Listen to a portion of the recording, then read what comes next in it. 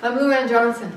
I started writing when I was 10 years old and I just can't seem to stop. And my latest project is the new improved version of Teaching Outside the Box, how to grab your students by their brains. First of all, if you're a teacher, I want to say thank you very much for teaching, because I know that teaching can be emotionally exhausting, spiritually draining, physically demanding work.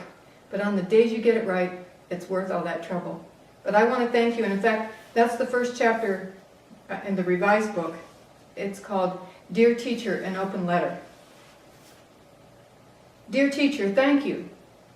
Thank you for choosing to use your time and talents teaching students when you had so many other career options, most of which offer better pay, more comfortable working conditions, and much more respect from the general public than teaching does.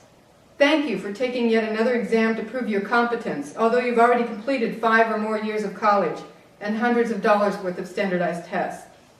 Thank you for continuing to teach higher-level thinking skills and advanced academics in spite of having test after test after test added to your curriculum requirements without any additional instruction time. Thank you for getting up every day at 5 or 6 a.m. to go to a graceless room, bathed in artificial light, a windowless closet, or a dilapidated trailer, and for coping with the malfunctioning or non-existent air conditioning and heating. Thanks for eating your lunch out of a paper bag, on a folding chair, in a sparsely furnished lounge where a working coffee maker is a treat and a functioning microwave is a luxury.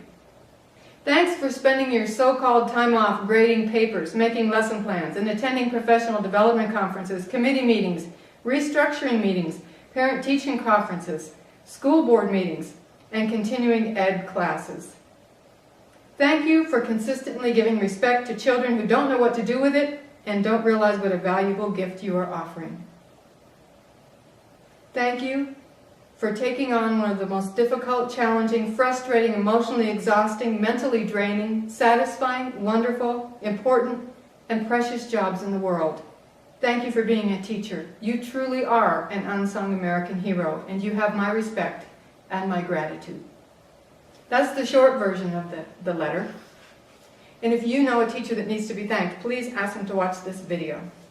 The other things in this book, my goal is to help teachers to create those classrooms that they dreamed of having when they became teachers, to bring back the joy of learning and the joy of teaching.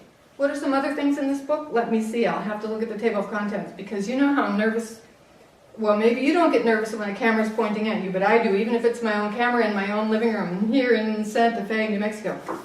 Okay. I grew up in northwestern Pennsylvania, where it starts snowing in October and snows through May, and that's why I live in the desert, where I can complain about the heat. Anyway, so I talk about how to develop your teacher persona. Not a fake persona, but how you want people to perceive you, because your students are going to perceive you in 0.2 of a second, because that's how long it takes for people to decide whether or not they like another person. It doesn't give us much time, but teachers are good. Start with a smile. That's my big thing.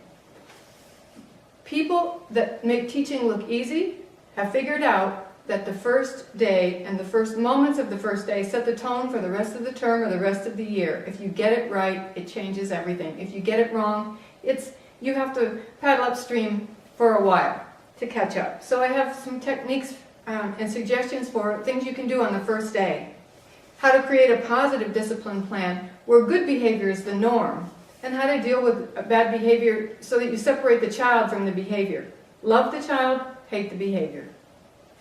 How to motivate reluctant readers. That's a big one. And I seem to have a talent for getting gangsters and wannabe gangsters and people who hate books to sit down and read. And so I try to share with you what I learned about that.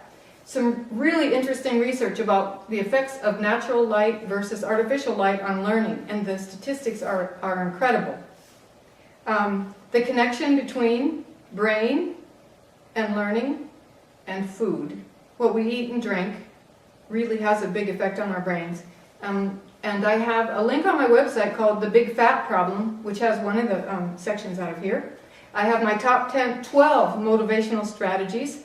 And I have the Posse update to tell you where the students that were portrayed in Dangerous Minds are today, along with my appendix with some suggested resources. I can't suggest everything I think is wonderful, but it's a good start. So, again, if you know a teacher that needs to be thanked, please show them the tape, at least the beginning of it. Check this book out. If you don't like it, There's an email link on my webpage. You send me an email and tell me what needs to be in it, and the next time I revise it, I will definitely consider putting that in. Thanks a lot, and thanks for teaching. Hasta la vista.